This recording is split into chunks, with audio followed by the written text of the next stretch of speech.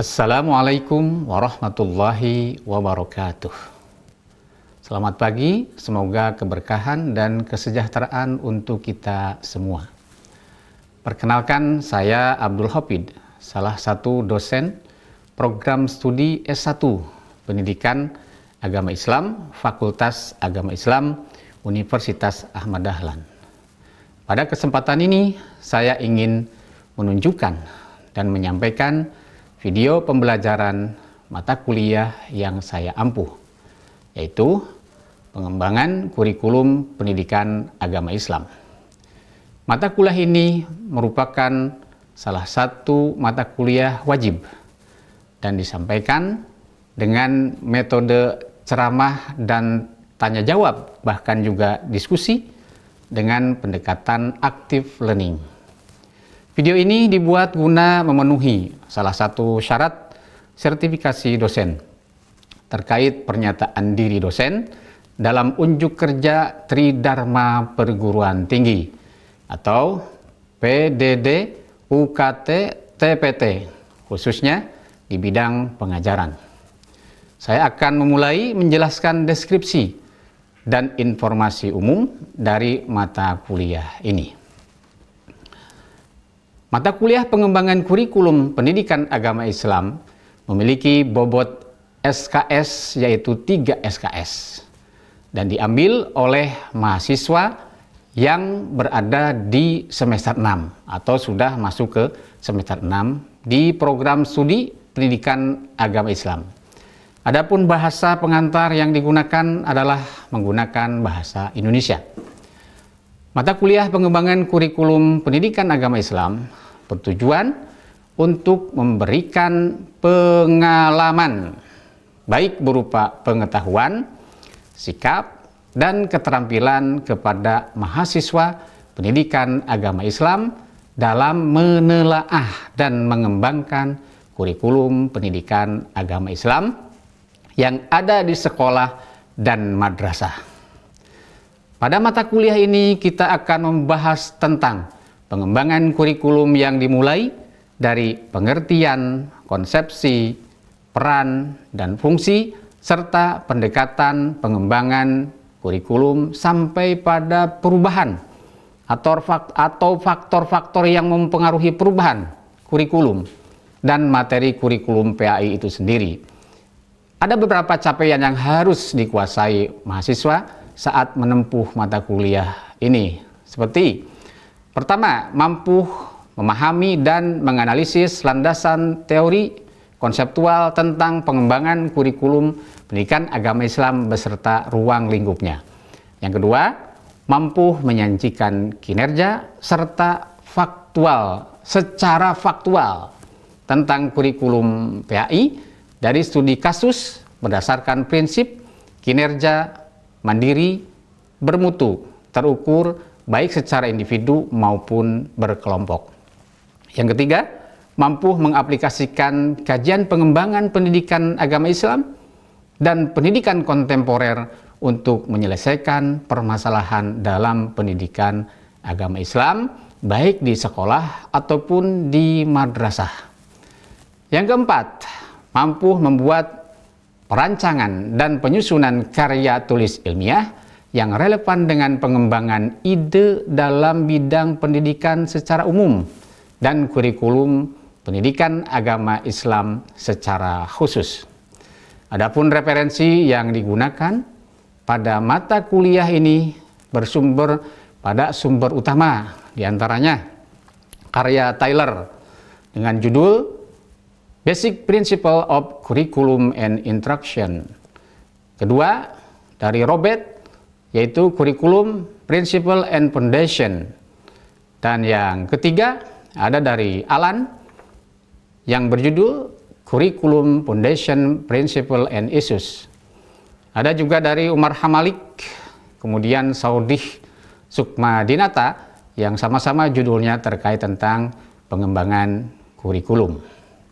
Di sisi lain, mahasiswa juga dianjurkan untuk dapat membekali diri dengan pengayaan akademik yang dapat ditemukan pada tulisan-tulisan seperti artikel jurnal ilmiah, untuk mengupdate isu-isu terkini terkait kurikulum pendidikan agama Islam. Adapun metode pembelajaran pada mata kuliah adalah dengan ceramah dan tanya jawab, dengan model active learning, dan pendekatan kuliah yang digunakan pada kuliah ini adalah student center. Maksudnya student center learning, dengan prinsip bahwa mahasiswa sebagai pusat pembelajaran dan project based learning dalam penugasan agar mahasiswa memiliki tanggung jawab terhadap tugas yang sudah diberikan. Pembelajaran mata kuliah pengembangan kurikulum pendidikan agama Islam dilaksanakan selama 16 kali pertemuan. Sistem penilaian yang dilaksanakan melalui kuis dengan bobot 15 SKS, tugas yang mencakup melakukan observasi, wawancara, dan dokumentasi terkait implementasi kurikulum PAI baik di sekolah maupun di madrasah dengan bobot SKS sebanyak 25%. UTS juga sebagai cara bagaimana juga untuk menilai, bobotnya adalah 30%, kemudian UAS juga ujian akhir semester ada bobot 30%. Total pembobotan hasil evaluasi keseluruhan menjadi 100%. Demikian informasi yang dapat saya sampaikan mengenai mata kuliah pengembangan kurikulum pendidikan agama Islam. Berikutnya dapat disaksikan bersama cuplikan video dari proses pembelajaran yang saya laksanakan secara tatap muka di ruang kelas dengan tema Fungsi dan Peran Pengembangan Kurikulum Pendidikan Agama Islam.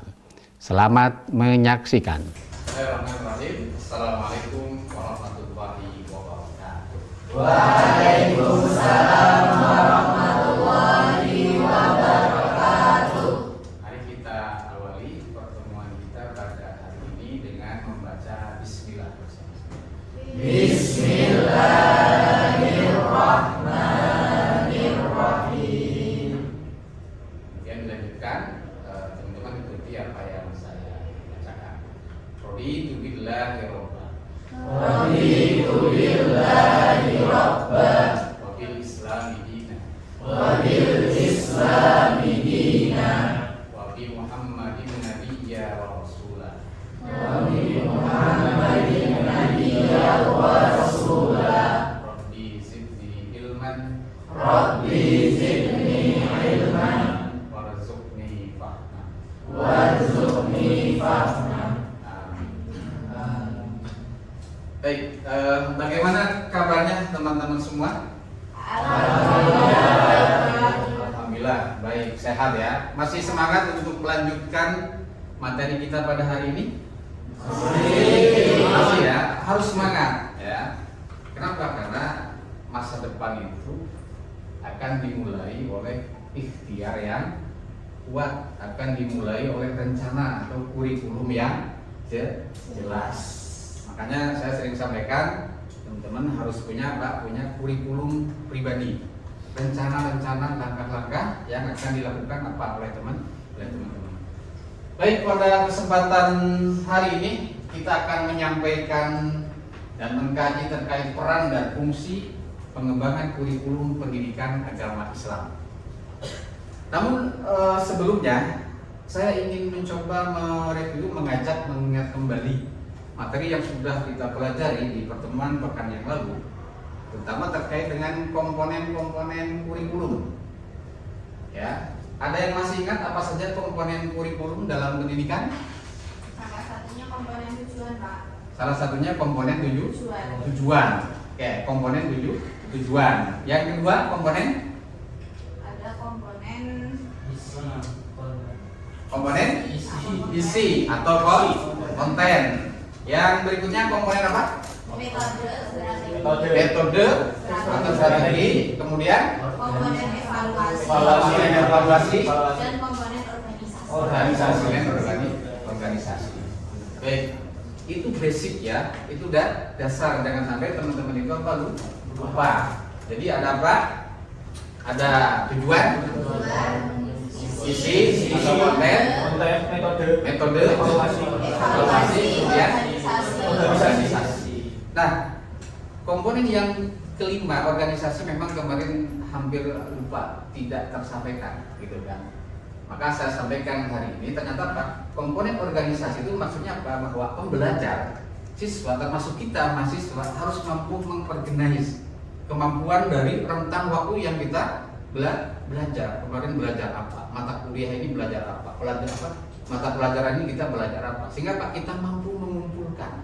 Suatu saat nanti kita akan menggunakan pengalaman-pengalaman belajar. Baik, kita lanjutkan materi yang baru ya, yaitu apa? Fungsi dan peran pengembangan kurikulum pendidikan Islam. Adapun tujuan pembelajarannya itu apa? Menjelaskan peranan dan fungsi pengembangan kurikulum KAI. Kemudian indikatornya, mahasiswa mampu menjelaskan peranan dan fungsi pengembangan kurikulum KAI. Nah, kira-kira perannya apa saja ya? Mari kita lanjutkan. Ada peran konservatif, ada peran kritis evaluatif, dan ada peran kreatif. Namun demikian, sebelum membahas tiga peran ini, kita harus mencoba untuk menjelaskan apa itu yang dimaksud fungsi, apa yang dimaksud peran. Ada yang tahu fungsi itu apa? Manfaat. Bisa kan begini. Fungsi daripada pulpen itu ya untuk menulis. Kalau digunakan berarti apa? Ada manfaat. Nah, perannya itu, peran itu tuh melakukannya. Sehingga teman-teman ya yang ada di sini, peran sebagai mahasiswa maka apa? Harus melakukan aktivitas-aktivitas yang sesuai dengan apa? Identitas mahasiswa. Kuliah, ke perpus, organisasi. Nanti datang ke perpus dengan belajar akan dapat manfaat. Ke perpustakaan baca akan dapat informasi dan itu bermanfaat. Ikut organisasi juga itu bermanfaat. Baik, kita lanjutkan. Nah, seperti yang tadi disampaikan di awal bahwa ada tiga peran penting. Yang pertama peran konservatif, kemudian peran kritis, dan kemudian evaluatif, kemudian peran kreatif. Baik, ini pembahasannya memang agak sedikit bahasanya lain ya, tapi nggak apa-apa karena kita sedang sama-sama belajar. Nah, yang pertama peran konservatif ya, maksudnya apa? Pengembangan kurikulum memiliki peran untuk menjaga, mentransmisi, menyampaikan ya aspek-aspek penting dalam kehidupan manusia. Apa contohnya kalau kita konteksnya negara Indonesia? Berarti apa? Ideologi negara. Kita beragama, berarti apa? Nilai-nilai agama. Budaya-budaya yang baik yang ada di masyarakat itu harus dijaga. Berarti apa? Konservatif itu artinya, konservasi itu apa? Menjaga. Maka apa? Proses pembelajaran, bahkan mulai dari tujuan, isi, metode, evaluasi itu harus apa? Harus sinkron dengan peran konservatif. Ini setelah belajar mata kuliah tertentu misalkan kok jadi tidak setia terhadap negara, berarti apa? Itu ada persoalan. Ya. Setelah belajar mata pelajaran ini kok jadi berubah pikiran, kemudian tidak bisa lagi menjaga aspek normal. Baca buku ini, filsafat dan sebagainya menjadi tidak berakhlak lagi bisa ya. Itu tidak sesuai dengan peran konservatif. Sampai di sini paham? Ada yang ditanyakan? Belum? Oke. Ya, yang berikutnya adalah peran kritis evaluatif. Ya. Jadi pengembangan kurikulum termasuk juga apa? Proses pembelajaran itu memiliki peran yang namanya peran kritis evaluatif. Apa itu peran kritis evaluatif? Baik, kita contohkan seperti ini. Teman-teman kalau mencoba untuk teliti, mengamati, akan tahu kan, oh ini baik, ini tidak baik. Tapi bagi orang yang tidak mencoba mengamati dengan jeli, itu tidak akan tahu. Dan kritis itu sebetulnya contohnya. Kenapa ya terjadi persoalan sosial? Kenapa ya terjadi kemiskinan? Kenapa terjadi misalkan mohon maaf kalau di tingkat pelajar apa? Misalkan ada persoalan pelajar antar pelajar. Misalkan apa? Game sekolah dan sebagainya. Nah, dengan peran kritis dan evaluatif ini kita dapat informasi. Setelah dapat informasi apa? Kemudian mendapatkan penilaian. Kita bisa menilai, oh itu sesuai, yang ini tidak, gitu kan. Contoh misalkan persoalan-persoalan yang tidak sesuai dengan etika. Bisa menyebutkan apa kira-kira? Mas Maruf? Sesuatu yang tidak sesuai dengan etika masyarakat misalkan, contohnya mabuk-mabukan, apalagi Mas Bima? Judi, Mas Henry? Mencuri, gitu kan? Mas Fatur? Mengambil barang sebelum izin. Mengambil barang ya sebelum mendapatkan izin dari orang lain, gitu kan? Apakah perilaku-perilaku itu akan dibiarkan? Tentu tidak. Makanya apa? Proses pembimbingan, proses pendidikan yang terjadi, yang berlangsung di sekolah, di madrasah, di lembaga pendidikan, itu harus sampai ada peran kritis dan evaluasi. Makanya kan dinilai ya, ini akhlaknya bagus, ini akhlaknya sangat bagus, ini kurang dan sebagainya. Kenapa? Karena ada peran kritis, melihat, meneliti secara seksama, kemudian memberikan nilai, ya, memberikan tanggapan. Oleh karena itu maka kurikulum termasuk dalam pengembangan kurikulumnya itu tidak boleh ya ini tidak boleh tertinggal nih. Jadi peran kritis evaluatif itu harus ada. Jadi teman-teman ketika sudah di lembaga pendidikan mengajar misalkan, makanya nanti dicermati perangkat pembelajarannya. Mana nih peran kritis evaluatif yang ada pada RPS, kira-kira begitu. Ya. Jadi itu kan hanya administrasi, tapi apa? Di lapangan ini kenapa sering terlambat? Kalau kita tidak kritis, ya wes biarin aja urusannya, kan begitu ya? Tidak begitu ya. Kita kan sebagai guru atau calon guru itu apa? Memiliki peran untuk mengembangkan kurikulum. Salah satunya apa? Mencermati secara kritis, ya, secara jelas begitu kan, terkait apa persoalan-persoalan yang ada di lapangan. Nah, teman-teman, persoalan ini tidak bisa lepas dari tadi kemajuan teknologi, ya. Karena sekarang globalisasi, ya, informasi dan sebagainya sangat masif ya. Sehingga apa? Muncul budaya-budaya yang mungkin tidak sesuai dengan budaya bangsa kita. Nah, pendidikan termasuk pengembangan kurikulum pendidikan agama Islam harus bisa mencermati sampai sejauh itu. Baik, ada yang ditanyakan dari peran kritis dan evaluatif? Belum? Oke ya, nanti mungkin kalau setelah selesai saya sampaikan insya Allah ada yang mau. Yang berikutnya peran kreatif, ya. Pengembangan kurikulum harus mampu menciptakan kreasi-kreasi baru. Misalnya apa? Dengan kebudayaan yang berkembang dalam masyarakat sehingga budaya tersebut lebih sesuai dengan perkembangan zaman. Budaya belajar yang dulu hanya dengan apa? Di kelas itu mungkin hanya dengan nyatet begitu, dari baca di buku begitu kan. Sekarang apa? Bisa lewat internet. Ya. Kita budaya belajar kita selalu offline ya. Dengan kemampuan dan kecanggihan teknologi kita bisa belajar. Kita sebagai mahasiswa di sini bisa mendengarkan kuliahnya dari mana? Dari luar negeri. Budaya teknologi, budaya digitalisasi, budaya global itu apa? Bisa memantik untuk kita membuat menciptakan kreativitas. Maka kan macam-macam sekarang ya, produk-produk begitu ya. Ya termasuk yang ada medsos sekarang tinggal kita bagaimana menggunakannya ya. Bisa atau tidak kita menggunakan dengan secara arif dan bijaksana dan mendukung pada aspek kreativitas. Baik teman-teman sekalian, jadi saya ulangi bahwa ada 3 peran penting. Yang pertama peran konservatif, yang kedua peran kritis evaluatif, dan yang ketiga peran kreatif. Nah, saya kira tadi agama ideologi sudah ya. Oke. Mungkin ada yang mau bertanya, silakan. Ya, sebutkan nama. Nama Henry, NIM 22-01-085. Izin Pak, ini kan terkait kenapa sih peran 3 peran ini begitu penting ya, khususnya di pendidikan kita di Indonesia? termasuk di dalam perkembangan kurikulum. Baik, kenapa 3 peran ini begitu penting? Oke, sekarang kita kalau punya kendaraan, ya, lalu kemudian onderdilnya atau bagian-bagiannya tidak bisa berperan, tidak bisa dijalankan. Pertanyaannya, ada fungsinya tidak?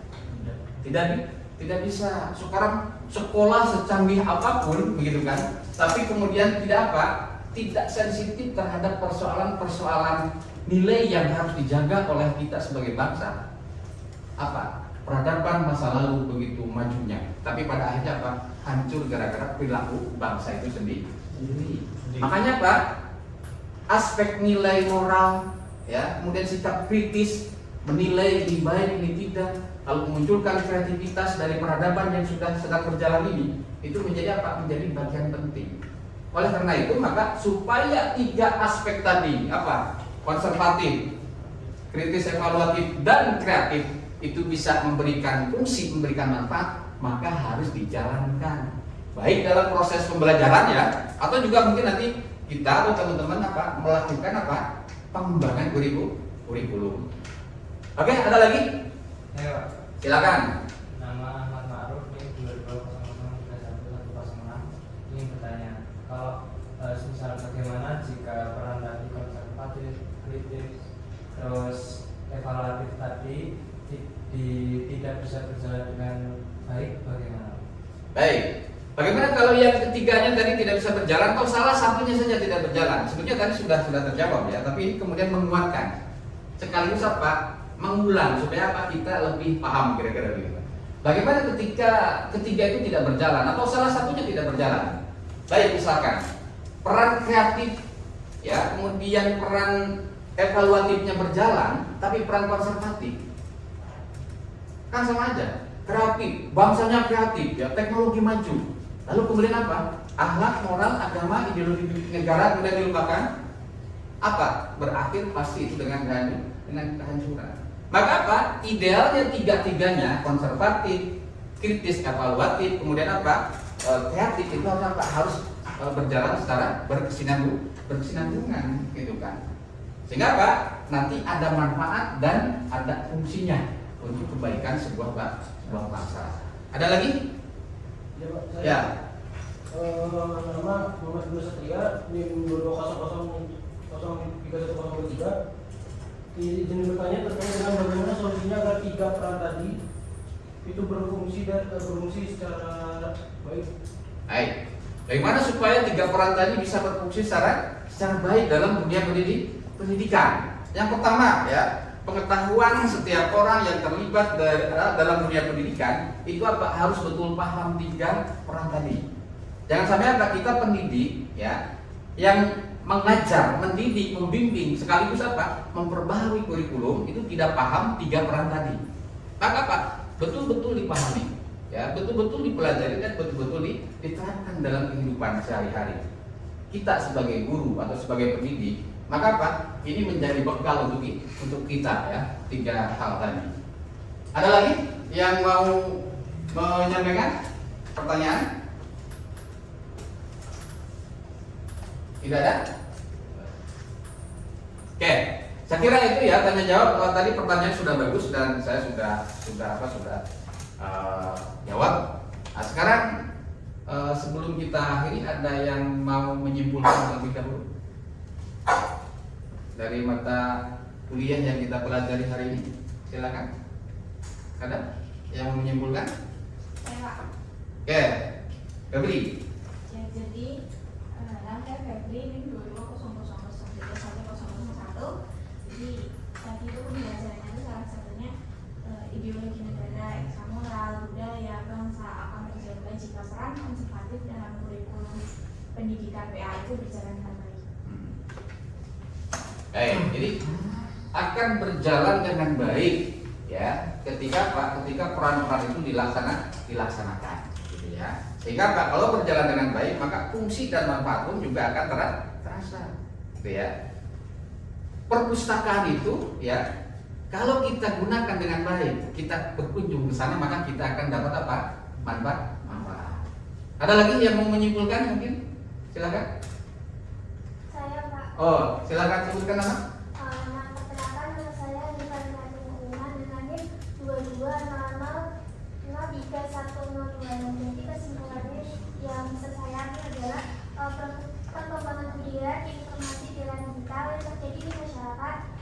diketahui baik dan buruknya jika peran kritis evaluatif dalam kurikulum pendidikan PAI ini berjalan dengan baik.